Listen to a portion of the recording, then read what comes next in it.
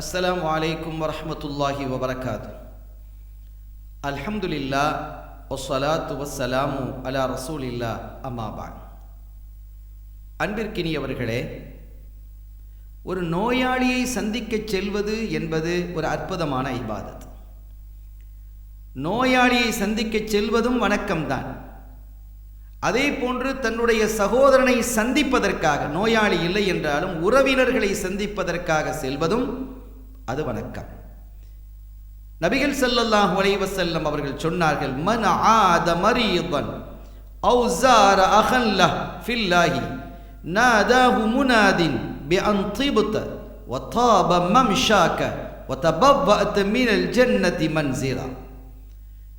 யார் நோயாளியை சந்திக்கிறாரோ அல்லது அல்லாஹ்வினுடைய விஷயத்தில் தொடர்புடைய சகோதரனை சந்திக்கிறாரோ, தன்னுடைய சொந்த சகோதரனாக இருக்கலாம் அல்லது இஸ்லாமிய வேறு சகோதரனாக இருக்கலாம், அந்த சகோதரனை சந்திப்பதற்காக எவர் செல்லுகிறாரோ அவரை ஒரு அழைப்பாளர் அழைக்கிறார், இப்படி கூவுகிறார் அவரை பார்த்து, நீ செய்த காரியம் மனமானது, நீ செய்த செயல் சிறப்பானது, நீ ஆற்றிய இந்த செயல்பாடு அற்புதமானது, ஒத்தாபமம் ஷாக்க, உன்னுடைய நடந்து சென்ற இந்த நடையும், இந்த சந்திப்பதற்காக நோயாளியையோ சகோதரனையோ சந்திப்பதற்காக நீ நடந்தாயே, அந்த நடையும் கூட மனமானதுதான், அந்த நடையும் கூட சிறப்பானதுதான், அதுவும் இபாதத்தானதுதான். அது மாத்திரமல்ல, நீ இப்படி செய்ததால் உனக்கு நீ என்ன காரியத்தை செய்தாய் தெரியுமா?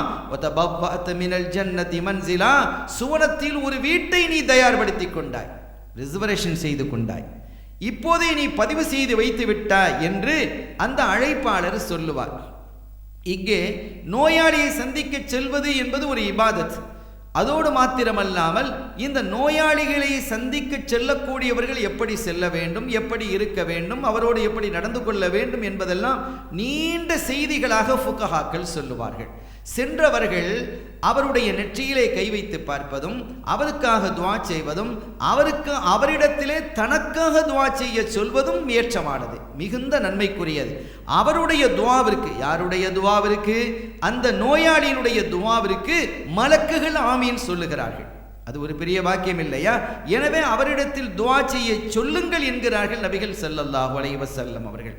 அதோடு மாத்திரமல்லாமல் நீண்ட நேரம் அவரிடத்திலே இருக்கக்கூடாது. ஏனெனில் அவருக்கு பல உபாதைகள் இருக்கலாம், நாம் உட்கார்ந்து கொண்டிருப்பது பல சிரமங்களை தரலாம். எனவே அதை உணர்ந்து நாம் எவ்வளவு சீக்கிரமாக அங்கிருந்து கிளம்ப முடியுமோ, புறப்பட்டு விட முடியுமோ அப்படி புறப்பட்டு விட வேண்டும். அதே சமயம் அந்த நோயாளியே இவர் இருப்பதை விரும்புகிறார், இருந்தால் கொஞ்சம் நல்லம், மனதுக்கு ராகத்தாக இருக்கிறது என்று அவர் கருதுகிறார் என்றால் அப்படி இருப்பது நல்லது என்பதை உணர்ந்து நாம் செயல்படுவோமாக. எல்லாம் வல்ல அல்லாஹ் நம்முடைய செயல்பாடுகளை பரிசுத்தமானதாக ஆக்கி அருள் பாலிப்பானாக. எல்லாம் வல்ல அல்லாவின் அருளையும் ஸல்லல்லாஹு அலைஹி வஸல்லம் அவர்கள் ஷஃபாத்தையும் பெறுவோமாக. வஸ்ஸலாமு அலைக்கும் வரஹ்மத்துல்லாஹி வபரகாத்துஹு.